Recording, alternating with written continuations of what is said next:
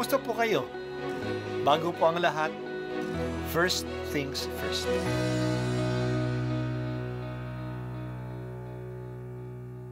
Good morning po. Sinisimulan po natin ngayon ang first things first.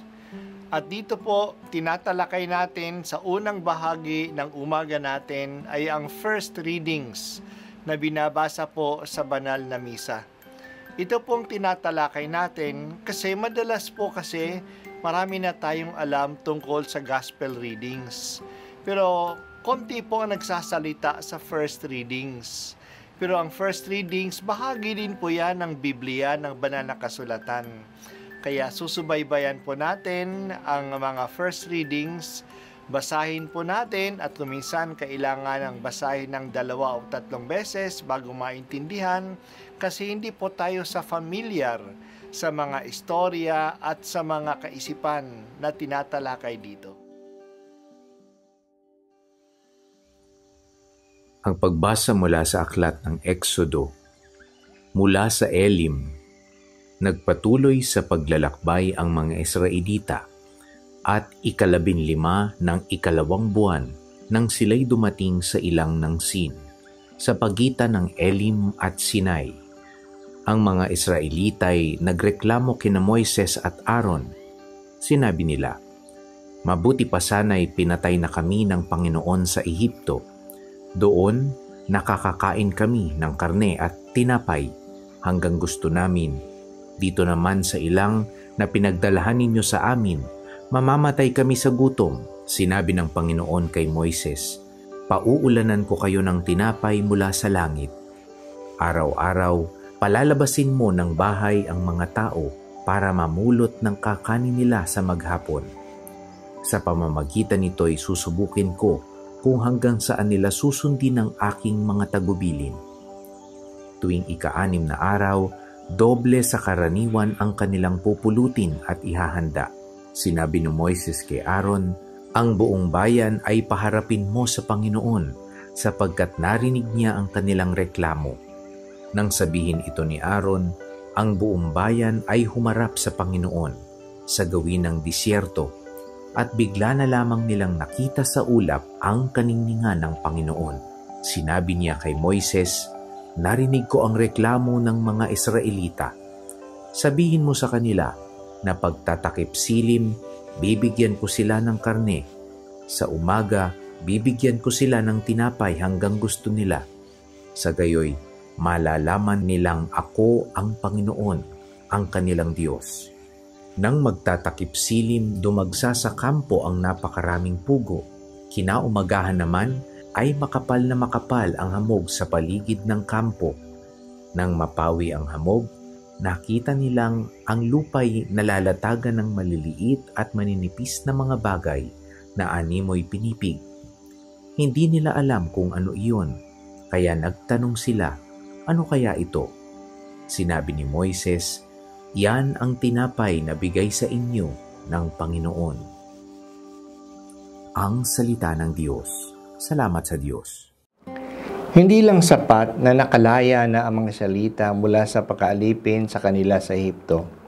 Kailangan na makapunta sila sa lupang mapapa sa kanila kasi itong ipinangako ng Diyos sa kanilang mga ninuno. Kailangan silang tumawid ng disyerto upang makarating sa lupain ng Kanaan. Makikita natin na sa kanilang paglalakbay, sa halip na maniwala sa Diyos na nagpakita ng kanyang kapangyarihan at pagmalasakit sa paglikas sa kanila sa Ehipto, naging palareklamo sila.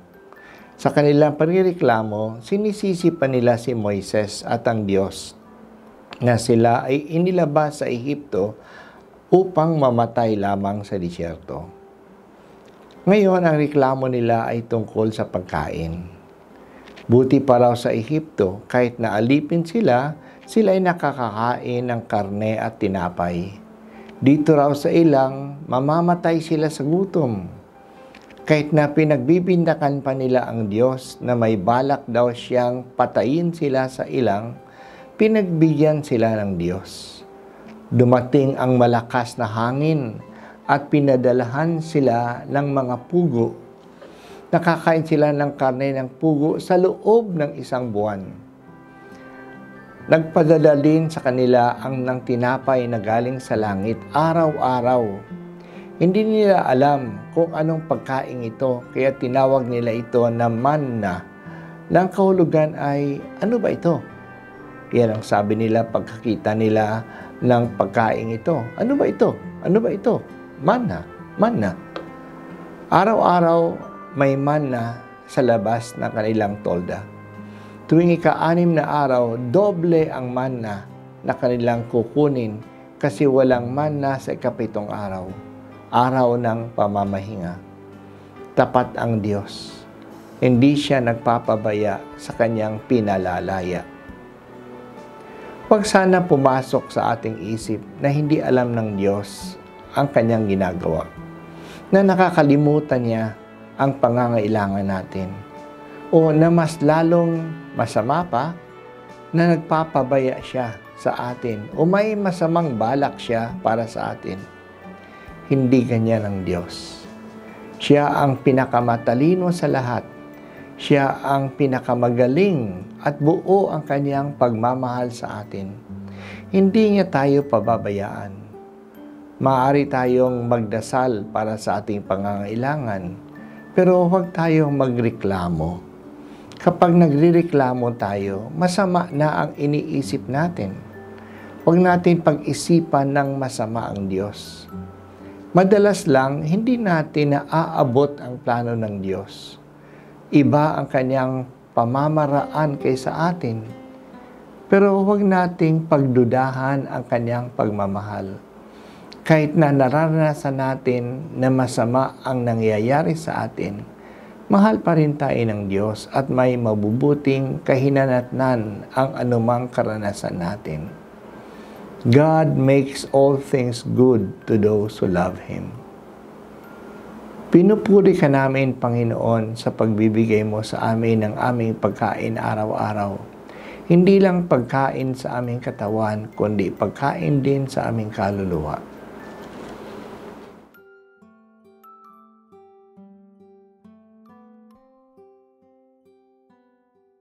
At ako po ay si Bishop Broderick Pabilio dito sa First Things First.